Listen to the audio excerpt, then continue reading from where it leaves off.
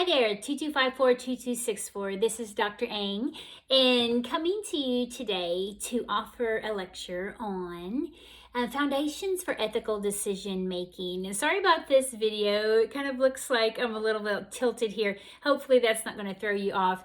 But if you go into Harvey and you pull up the PowerPoint, the ethics PowerPoint, you can follow along with me. And when we're in class, we do a lot of activities, exercises, kind of role playing. We get in a circle. We usually bring in our favorite, coffee, tea, whatever. I bring in donuts, and we just kind of have a donuts and discussion. Since COVID and only half of us can be in class at a time, I wanted to go take this approach where we can all review the information at the same time. So you'll be doing this during class time. Then I'm going to come on at the final hour, and we're going to discuss. I'm going to throw a few questions at you. It sometimes is easy to focus more on definitions and the knowledge level, just the basic level. But then I want to see if you do understand just the basic concept, the knowledge level concept. I want to see, can you identify that if you were thinking in a patient case scenario? Can you identify the different theories, ethical theories, the basis for why we think and feel and make the decisions that we do? Can you pull that out? And then also, especially based on the Code of Ethics for Nursing, can you identify these in a patient case scenario? Because that's the way, as we're moving towards NCLEX style questions and getting you more in the habit and the practice of that, I want to offer this information in some different formats. So we're going to review the information as I go through the PowerPoint. If you'll follow along with me, review it at your leisure, pause, rewind as you need to. And then when we come back together, I'll offer those questions. And then it kind of a little test to see how well that you understand and comprehend the ethical concept. So the reading assignments are here. You can see those listed. It's important, the content that comes from the text, the case studies that I'm going to have, I will release those. You can look at those. Some of them are on a reference, though, during the PowerPoint. Since class looks a little bit different, we don't have our full participation of all of your classmates to pull off of their rich experiences and perspectives. So we're going to just reference those throughout the lecture.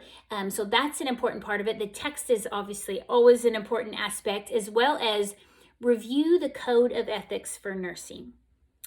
So I want you to go on to the OBN website. I can show you where that is. If you have any trouble finding this, the Code of Ethics, please reach out to me because I want to make sure that you know where that is. There's a read-only copy, and I have a link here for the Code of Ethics.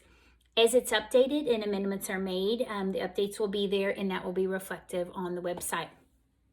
So take that link, and out of all the references, obviously I want you to read the text, the case studies, so that you can identify the meat of ethics and pull those out and identify and kind of break that down. And then again, the Code of Ethics for Nursing, and it'll be the updated. And for whatever reason, they're a little stingy with the Code of Ethics, so it's only a read-only copy. I used to pass that out, print it off, and pass it out.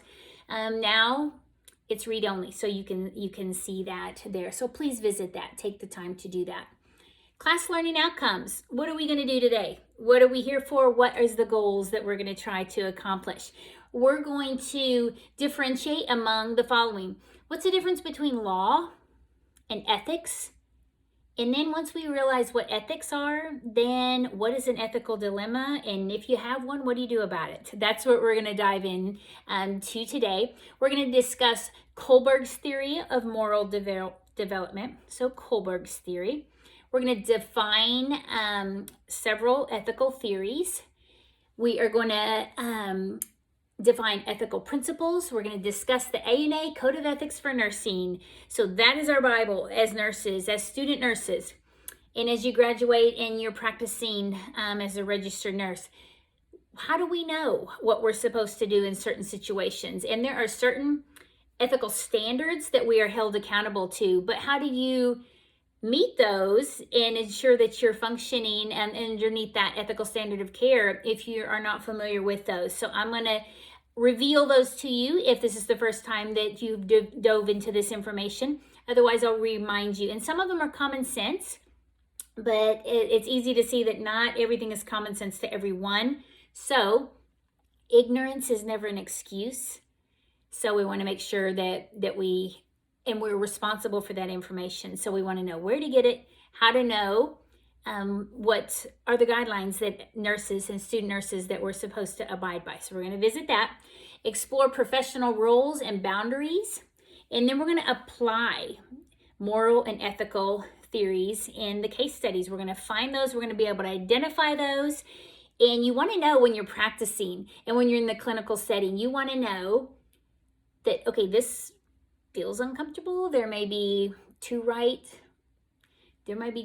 answers or two directions that I can go. I can kind of feel like maybe I should go this way, but then what about this? And you find yourself in a little bit of an uncomfortable situation, sometimes a big uncomfortable situation, and you want to know, where do I go to find out which direction I should go? And it's important to note that sometimes your personal ethics don't mesh 100% with your professional ethics. So what do we do if that's the case? I have been practicing as a nurse in situations where my personal ethics, code of ethics, do not jive with what I'm required to do in my professional role. And when that happens, it's very uncomfortable.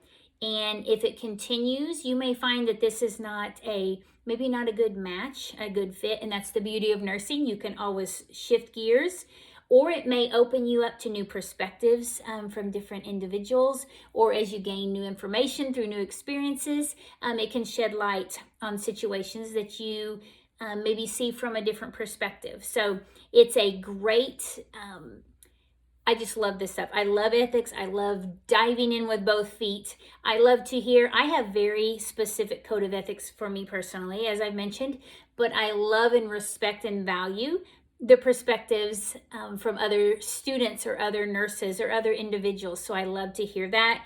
And that's what I love from the class. So I hopefully will bring that when we do come in collaborate and we join in together. I do want to hear, hopefully I'll be able to hear from each of you different perspectives that you have. If that doesn't work or we don't have time to hear from everyone, if you want to kind of mesh with some of this and say, hey, either as a patient or my parent or my child or me myself was in a situation and this happened and you just want to talk through it, I am more than available and would be happy to do that with you as well. So just anything related to legal ethics, please reach out if I can help you in any way. So when we think about morality and ethics, what's the difference? What's the difference between your morals and ethics? Morality tends to be what people believe, what they believe to be right and good conduct. So for morals are certain behaviors that you personally believe this is right and this is wrong, and that is different. It varies between individuals. It varies between different healthcare workers, different nurses. What I think is morally wrong, you may think is morally right. And it's what people individually believe to be right or good or bad or inappropriate conduct. It's learned typically from generation to generation. It's kind of passed down. You were raised this way. You tend to lean to raise your kids the same way. Sometimes people will veer off completely different, and that's respectable as well. If you have your own way of thinking, your own logic comes behind, but oftentimes morality is learned. It's learned behavior from seeing these behaviors and attitudes. It's passed down from generation, and it evolves with time, but it keeps generally the same path. It reflects the culture of each group or each family or each population. It could reflect the area of which you live, ethnical background, or it could affect just even your personal family values can be reflected through morality and the morals. It's transmitted by families, religion, national culture, All of these help to form the structure for your morality. But now, what's the difference when we're thinking ethics? When it comes to ethics, it is a set of concepts and principles that guide us in determining behavior and choices. It's a framework that allows you to analyze and make decisions or your choices in regard to moral right and wrong, what's right, what's good, what's wrong, what's appropriate, what's inappropriate conduct. So again, ethics is a set of concepts and principles. So this is something that's generally, your morality may come from within. Okay, it's just embedded in you generally. Your ethics, though, a code of ethics is a printed, it's something you can reference in writing of this is the code of ethics. This is what I reference when I don't know what decision to make. I will reference this specific guide or my ethical guide in order to help me to determine what behavior I should take in a certain situation. And it just serves as a framework. It's more of an official framework, whereas morality it's a little looser term, and it's more within. Sometimes it's written down, oftentimes it's not. So Kohlberg's is the light bulb should come on. When you hear Kohlberg's, you're going to link them to ethics because it's a theory of moral development. It's based on Piaget's work. You've heard Piaget quite a bit probably coming through school. Interviews with boys regarding a series of ethical dilemmas is how this theory evolved. So we're going to throw specifically boys in this case into several ethical dilemmas and see what the outcomes are. Logic and moral reasoning develop naturally through age and developmental stages. So according to Kohlberg's, logic and moral reasoning are going to naturally evolve. They're going to develop naturally. They're not necessarily something that you have to worry about teaching specifically or a set framework. But Kohlberg thinks this is just going to naturally happen if given time. Just life in general is going to help this to evolve. Stages are separate and qualitatively different. So there's different stages that in this case, boy is going to pass through. And when they successfully complete one, it's going to build and continue to build the framework for moral development. Each stage is considered to be more complex than the previous one. So you need to master the stage you're in to then move on to the subsequent stages, according to Kohlberg's. You can look on the next slide to see pre-conventional, conventional, and post-conventional. So these are the premise for Kohlberg's 6 stages you can see, and they're broken down into some sub-levels. So I'm going to dive into here, but you can see I kind of have it on a nice little framework guide here that you can see. It's in the shape of a pyramid. You can follow that if you're more visual, or you can read it across the table. But the levels of reasoning that an individual can apply in any ethical issue or problem or concern, and it's just that these are the 3 main categories: pre-conventional, conventional, and then post-conventional. The definitions are: pre is an individual is concerned with self-interest and external rewards and punishment. So during this stage, I will do what's right or what's good based on would I get in trouble or would I not. So what does this sound like when we're thinking about children? It's based off of reward or punishment, and then just the overall interest. Do I want to do it? Do I not? Will this benefit me in any way, or will this hurt me? Is there a consequence attached? And if so, what is that consequence? The sub-levels of pre-conventional are obedience and punishment orientation. How can I basically avoid punishment? And the chasing of pleasure, avoiding punishment. And then the second sub-level of pre-conventional is self-interest or orientation. What is in this for me?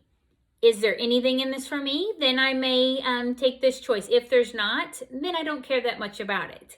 So Pre-conventional is kind of self-absorbed, self-interest is involved, and then it's the pursuit of pleasure and overall trying to avoid punishment. Then we go into the next main category, which is level 2 of conventional. Individual does what is expected by him or her. Now you realize it's not just about seeking of pleasure and trying to avoid punishment. And no, it's not all about me. There is a certain expectation of me, and what is that expectation? The subcategories of level 2, conventional, are interpersonal, accord, and conformity. There are certain social norms that I need to abide by. And it's not okay as a teenager, maybe to fall on the floor kicking and screaming as a toddler would if I'm told no in a store. Although they may feel like doing that and they may want to do that when they get home, there's social norms. I'm maybe not going to do that out in the middle of the mall. I'm going to do what's expected of me, and that would be to keep it together when I'm in public. So they start to follow more that social norms. And then the other subcategory is authority and social order, maintaining orientation.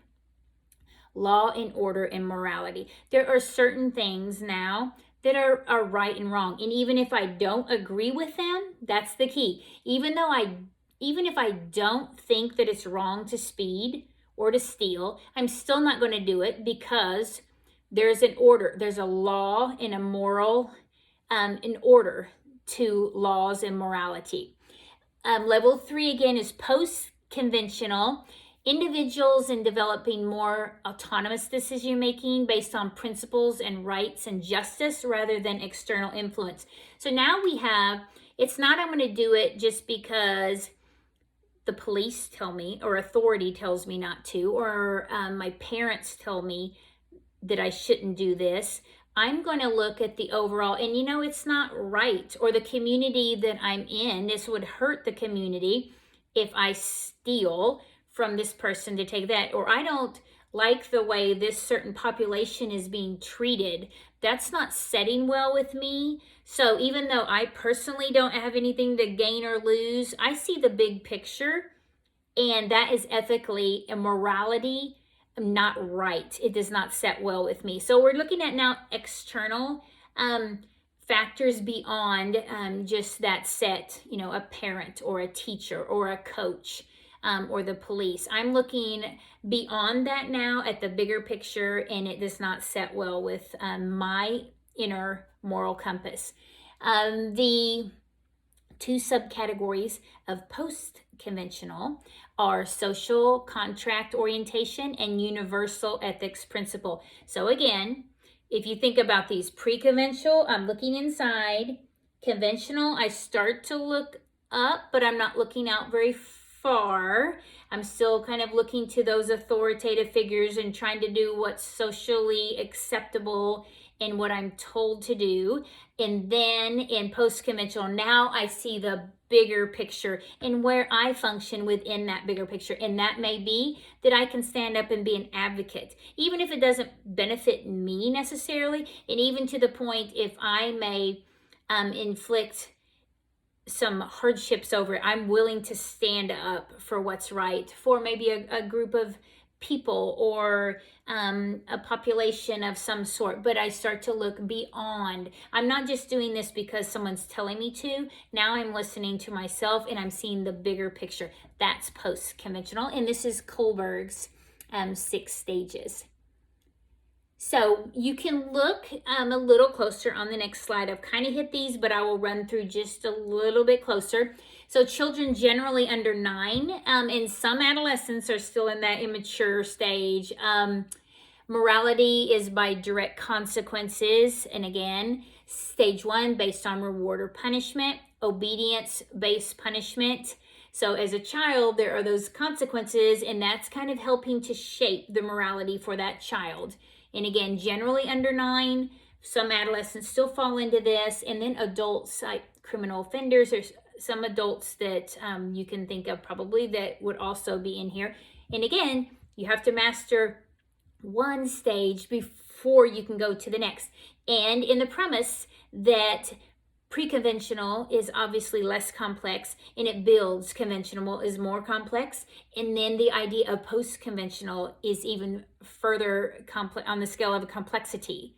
So again, stage 2, individualism and exchange, learning to share, adhering. There are rules. Someone might tell me no, and how am I going to handle that? And then just basic fairness is pre-conventional.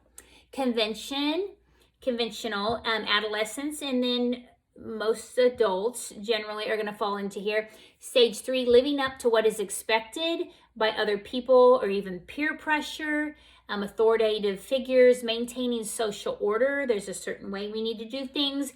When you're at home, maybe you're listening to parents. When you're in school, we're going to listen to our coaches and our teachers. When we're out in the community, we're going to follow the rules, basically, because there is a social order. And that order, it can be smooth and fluid as long as we're all doing our part. So good of the many, we're looking, it will go good when we all do what's expected. So again, home, listening to parents, school, and their day-to-day, that's a child's work, is when they go to school. So listening to coaches and authoritative figures, teachers, then as well as I've mentioned in the community for police. So post-conventional, this is very small percentage. They're saying less than 2%. We can maybe edge up to, but less than 5% of adults can fall between post-conventional, because this is extremely complex concept that actually fall into this, according to Kohlberg's. Stage 5, social contract and individual rights, the many risks for the few. And again, this is even where you'll see people that will go out and be rioting over a wrong that has been done that doesn't even maybe include them in any way, but you're taking risks or you're putting yourself out there to advocate for a cause that you feel strongly about. Stage 6 is principled reasoning. Understand the most values and rules are relative to one's group or setting, realizing that things also are ever changing. There are a lot of very complex abstract concepts out there, such as justice for all, and what does that mean, and how personalized are you going to take that? Or when you see something in the community, or even how much have we seen on the news, when you see this, and what steps do you take to see that, knowing that post-conventional is you are looking at that larger picture, and you see that there are a lot of very big concepts out there that are massive in complexity that you're willing to engage in. You don't ignore. That's the key to it. Post-conventional seems like, yeah, everyone knows that there's massive justice and injustice out there. We know that there are concepts that are very, very raw, especially a lot that are tied to politics and different things that are going on in our current society. But being aware is one thing. Post-conventional means you are engaging in that. You are fully active and engaged in the process and principled reasoning. Heinz dilemma in stages. So I want you to take this concept, and I'm going to read this to you. And then when we come together as a group, I want to hear your thoughts on this, because this is one of those ethical dilemmas that you think, oh, I know right and wrong. I know my personal ethics, my moral reasoning. I don't think I'm going to get in many situations where I won't know what's right and wrong. And I say 100% stealing is wrong. It's always wrong under every circumstance. Stealing is wrong. And that's how I feel too, until I hear certain ethical dilemmas that are evolve in front of me. And then I think, well, wait a minute. I don't know. Maybe in that case, it's not. So that's why I want to read one to you, give you a few minutes to think about it, and then come back and let's have a rich discussion about this at a later time. Heinz's wife. So Mr. Heinz, his wife is dying, okay? the pharmacist in town has discovered a cure. So someone has the cure for his spouse that's dying. And even more so in an ethical dilemma, I'm going to encourage you to personalize this. So your spouse is dying, your loved one, whatever. There's a pharmacist in town that has a cure for your loved one's illness. It costs him $200 to make, but he's going to offer to you the cure for $2,000 when it only costs him $200. You ask everyone you know for money, but cannot come up with the money. You can't come up with $2,000, and that's what you need to have that cure. So even if you promise to pay it back, you can't come up with it. You're asking people, you're trying to borrow money, you're trying to work, you're taking on 3 jobs. What can you do? You just can't come up with the money. You can't come up with the $2,000 to get that cure, to get access to that cure. The pharmacist says, no, I'm not going to give it to you. I'm not going to give it to you and then, our whole credit thing, I'm not going to give it to you and then trust that you're going to pay me back. If you don't have the money, you're not getting the cure. So that night, so late at night, you break into the pharmacy and take the medicine. You take the cure. You can't afford it. You've tried to work a deal with him. You told him you'd pay it back. You've exhausted all resources, but you know the cure to your loved one is inside that pharmacy. And if you can get your hands on it, your loved one is cured. Are you right? Are you justified? Is there ever a point when you would be justified in breaking in and stealing that if that could cure? Could you make up for it later? So I would ask you this. What about, I did that and I knew the consequences to that. For me breaking and entering, stealing, I knew the consequences. I would go to jail. But it was worth it to me because I got access to the cure for my loved one. Is that justified? Or if I'd asked you earlier, is it ever wrong to steal? If you had asked me, I would say absolutely not. It's never justified to steal. But are there ever a case when that would be justified? So, just something to think about. And I want you to come with what you would do and not just what you would do, but your reasoning behind that. Values. Ideas, concepts that give meaning to an individual's life. They may not be stable. They may be relative to the situation. They may evolve. What your values are as a child and as a teenager may evolve when you become a young adult and you're out on your own. And then what about if they continue to evolve when you're a young adult and you're raising your family? And then as you mature into middle adulthood and later adulthood, do they continue to evolve? Do they change or do they just build on and become stronger? That's the beauty of values. I like for you, and you can pause it right here if you would like to do this exercise. It's usually we take, 10 or 15 minutes to do this, to write down 3 values that you hold dearly, that you would take somebody down and pin them to the mat over because you feel that strongly about them. Those values, I want you to write down. And always know that because it's good that you can't gauge your professional code of ethics if you don't know your personal code of ethics. And those are comprised of your values and what you hold dearly to you. So pause it if you can, and even if you don't know, you can't come up with them off. Some people do. They have this. Some people have a little mission statement or a vision for themselves and their the way they approach life. They know that, and some don't. Some never have thought about it or don't even want to think about it now. But you can do a quick Google search on values. You can look. I have a list, I think, on Harvey that you can look at, and just pick 3 that are, in integrity, honesty. Like, what are they that, again, you'd be willing to take somebody down about because you feel that strongly about it?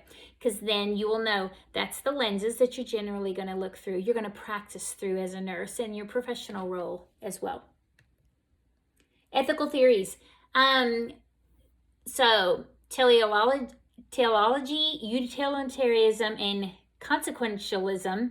Overall, consequences are all that matters. Rightness of an act is determined by its end. So the end justifies the means. These are all three similar, okay? Usually the questions will be posed under utilitarianism.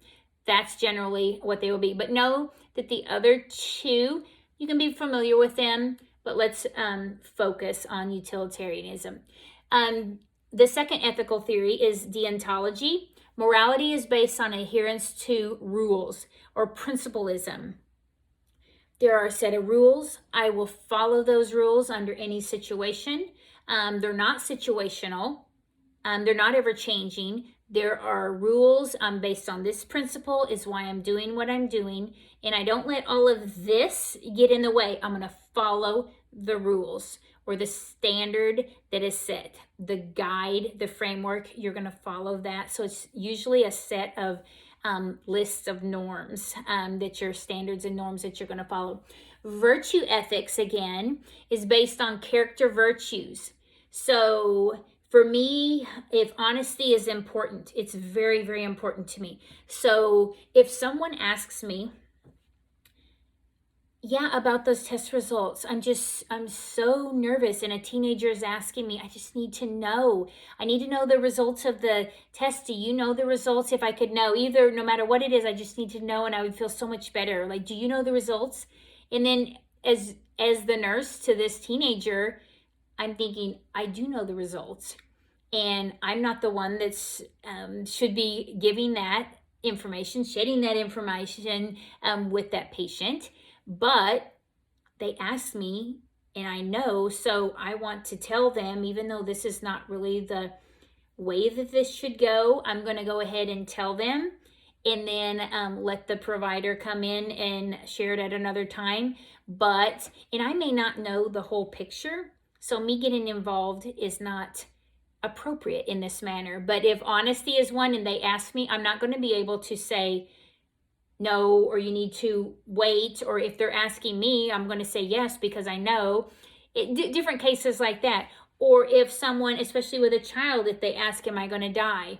You're going to have a hard time answering that to a child that has very negative results that they're not fully aware of, or they're trying not to lose hope, but then you know the backstory, and that's going to be very uncomfortable for you to function in that role. Based just on virtue ethics. You're going to see, again, these ethical theories and principles are the lenses through which you look. So be aware of them and go ahead and sort through and kind of peel this back and get real with yourself about how you feel about these. What values we just mentioned, what three values comprise you, make up you, and are very important to you in your inner core. Similar with virtues, they're very hand in hand. You can do so. Again, virtue ethics will be based on those values. Deontology is based on the rules and the norms. Very textbook. This is what we have to do. Utilitarianism is based on, hey, if we need to use these stem cells now, even though this is highly controversial, if we need to use these embryonic stem cells now, but it could potentially create a cure for thousands of individuals, then it doesn't matter if there's a lot of controversy here. It's worth it, because in the end would justify the means. That would be the case of utilitarianism. So hopefully you got that. Rules and norms, deontology, and then virtue and values is based off of the character virtues of who you are as a person. On this slide, I have a couple links that you can go on, and we would watch these in class, but you can take time to do that on your own. So again, utilitarianism, greatest good, usefulness and happiness for the greatest number of people. We're concerned on a great impact, and justifies the means. Rules change depending on the situation. There are no rules and norms because it's all situational based. And as long as the ends justify the means, then go for it. Nothing is inherently right or wrong. We just look at every situation, and whatever we think in the end will be okay, then we can justify the means. Deontology, duties and unchanging rules based on right or wrong, very specifically, not on consequences. Good is inherent, morality is absolute and rational, universal construct. Rules and norms is deontology. And again, principalism, it's all based in the same. Ethical flows from moral norms. Rules are developed. Again, keyword is rules and norms. Principles valued by society, considered moral absolutes. Principles are prioritized, and then respect for persons and the major principle foundations are for the rest. So respect for persons, rules and norms. Beneficence. Beneficence is merely doing good. And we think, well, that's easy. I'll just do what I think is good, what I think is right. But what's good to me or what's good to you may vary, so that can create a little ethical dilemma with regard. But beneficence is, I'm going to do everything in my power to do what's good for you and prevent or remove harm.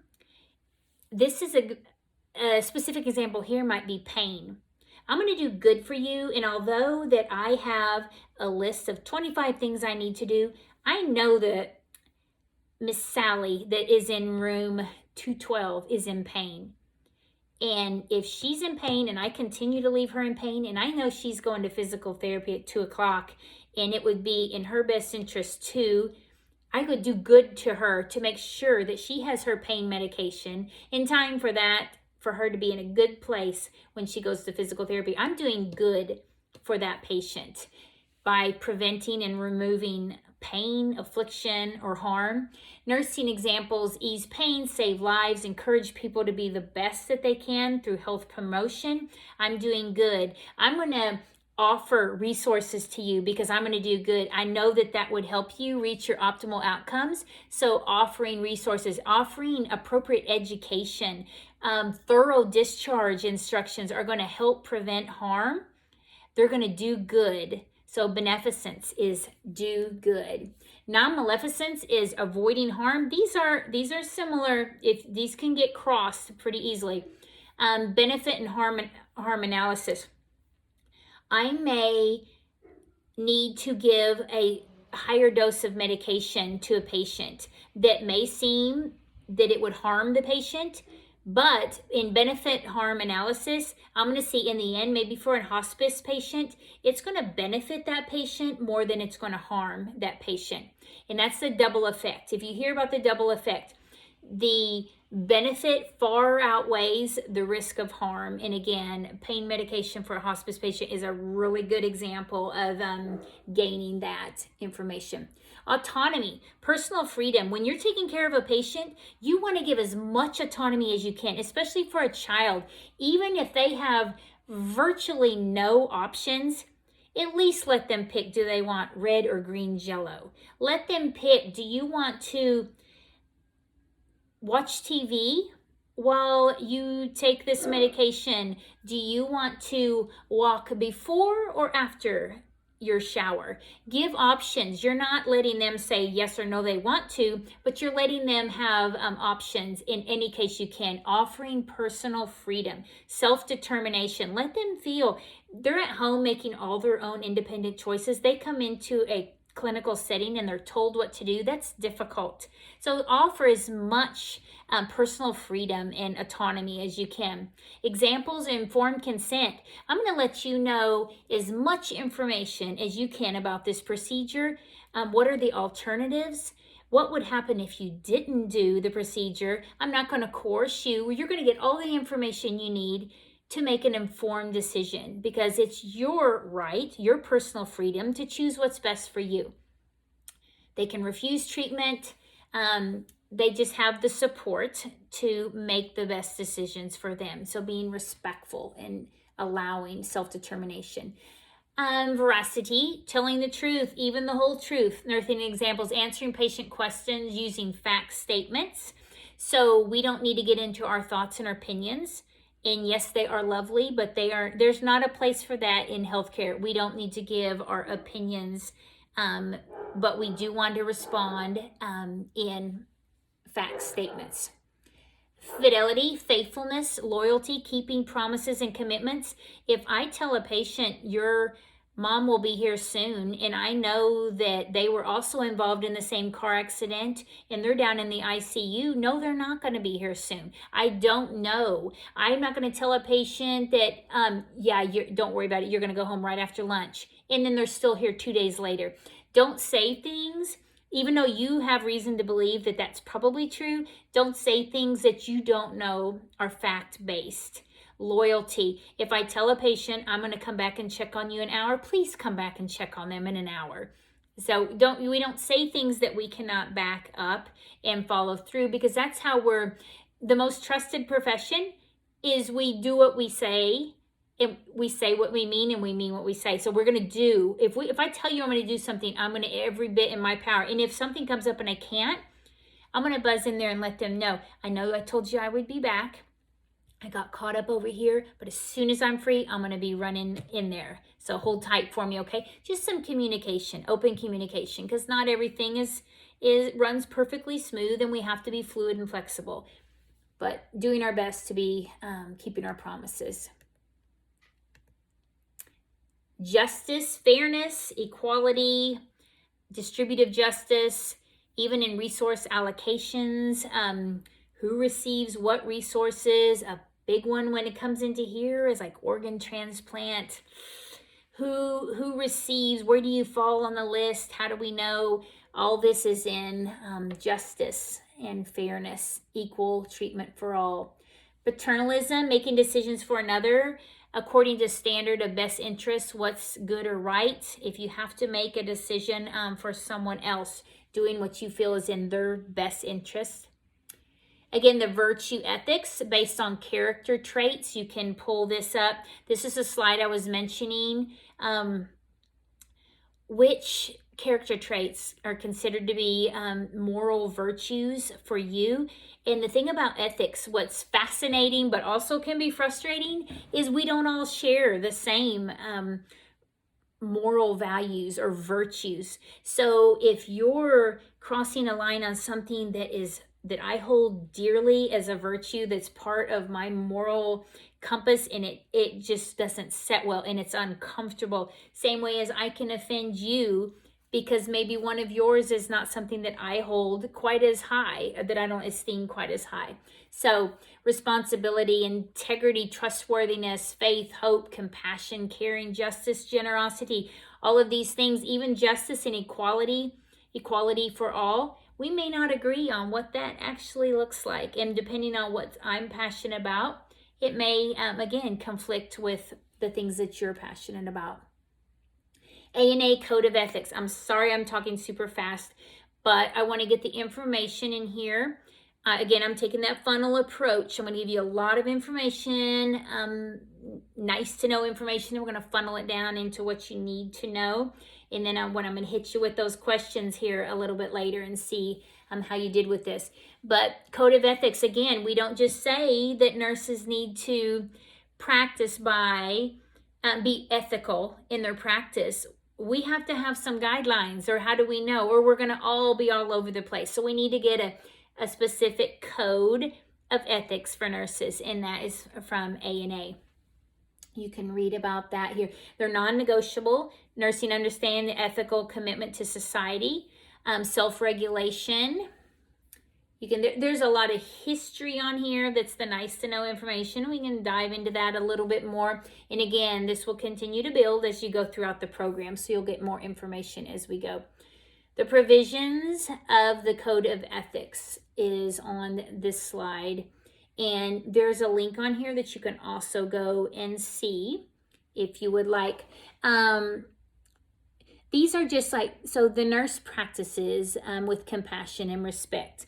We would like to think that we would all do that, right? That we don't need to read that in order to know that we need to be compassionate and respect for everyone, until we get in and we're working in the emergency department and we have someone that is drunk and just abused, or heaven forbid took the life of their child, and they come in and they're being physical and verbally abusive to everyone around, And then we say, whoa, whoa, whoa, compassionate and caring and respectful of everyone but maybe this person, because this is not okay. This is not setting well, knowing that he did that to that child. This is not, I'm not jiving with this. So provision number one, I'm out. I can't have the same compassion and respect for this person given the situation. That's just an example of how these seem to be so common sense, but when they're in real life situations, sometimes they're challenging and they're difficult and they're uncomfortable. So you can read through these. There are 9 of them there. They're kind of small. You can pull them up, but read through those, and we can take a deeper dive in these as we go along through additional classes. Advocacy, an important nursing role. One of the biggest nursing roles, and if you get any question about your role as a nurse and one of the responses is patient advocate, that is probably the correct answer. An important nursing role. Defend and speak on the behalf of your patient with consideration to legal rights, ethical concerns, rights and protection model, autonomy model. We want to do what's in the best interest of that patient, and I'm going to advocate for that. If that patient does not have enough pain medication, and even though I know that provider is so frustrated and does not want to be called at 2 o'clock in the morning, I'm going to advocate for that patient, and I'm going to get them what they need in order to help them reach their optimal outcomes. Respect a person's model. We're going to respect all people, and they deserve to have everything in place to help them reach those optimal outcomes. So I'm going to step up regardless of what that takes, and I'm going to advocate for that patient. So we went through the difference between ethics and morals. Now I just want to hit on the difference between ethics and law. Concerned with values and beliefs of individuals, that's ethics. Whereas law, there's rules and regulations for society as a whole. Ethics is concerned with motive and attitudes. Why? Why did the person do what he or she did? That's ethics. They want to know why. Whereas law is concerned with conduct, actions, actually what took place, just the facts. What took place. Ethics is why. Why did they do that? Why did that take place? Ethics is enforced by ethical committees and professional organizations, whereas law is enforced by the courts. So if you see the difference between ethics and law. Okay, this next slide, you're going to see ethical case studies. Here I took us right about to where we would naturally break for one of the hours. I tried to keep it up into that 50 minutes, so I think we're right on that now. But the next slide is ethical case study, like how you break it down. So I would like for you to take one of the case studies, and I want to have them on Harvey. You can grab any one of them, or you can even find one of your own. Find one that would make you incredibly uncomfortable. An ethical case study that you think, wow, what on earth would I do in that situation? Because again, a lot of times if you haven't been into a scenario where you've been in an actual ethical dilemma and get yourself where you are very uncomfortable, I don't honestly know what I would do, because there's not seeming like there's a right or wrong answer in this. Or deontology says the rules and the norms say I should do this, but my heart and my moral compass is sending me this direction. So what would you do? And in order, then it brings in that legal aspect of my moral compass says this, but then if the code of ethics say this, I don't want to be going out of that umbrella of the standard of care, proper standard of care, and enter into nursing negligence and a tort that's going to land me in court because I failed to do what another reasonable or prudent nurse would have done in a similar situation. So thrust yourself into a case study, an ethical case study, and go down through these points that I have here and see what you think about that. And when we come back, also, I would like to hear a little bit about your case study. And I may have you post something in Harvey if we don't have time to get to all of that. But go through those case studies. Again, this is what we would be taking a good chunk of our time in class to do this. But summary for this: differentiate between law, ethics, ethical dilemma. What's the difference between moral and ethics? Ethics and law. And then what is an ethical dilemma? Discuss Kohlberg's theory of moral development. Okay, so you know we have the three: pre-conventional, conventional, post-conventional, and then what are the other six? Okay, define the following ethical theories: virtue ethics, deontology, utilitarianism. Define ethical principles. Discuss ANA Code of Ethics for Nurses. If you read through them, if I gave you one, would you know the gist of the 9 provisions that are in the Code of Ethics? Explore professional roles and boundaries. That is going to be another, and that is, you can look on the Code of Ethics, know what is required of you with regards in your professional role as a nurse with regards to ethics.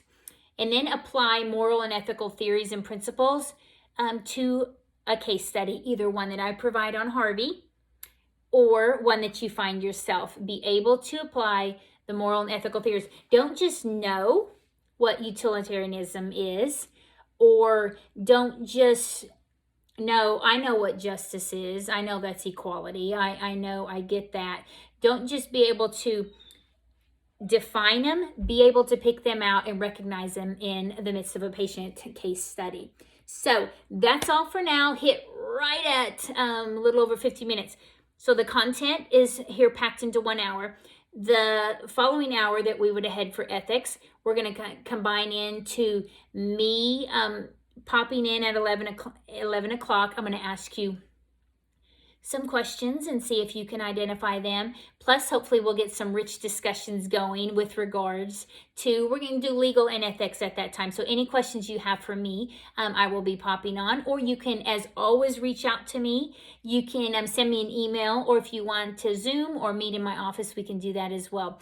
But love to talk ethics and look forward to engaging with you shortly. Take care.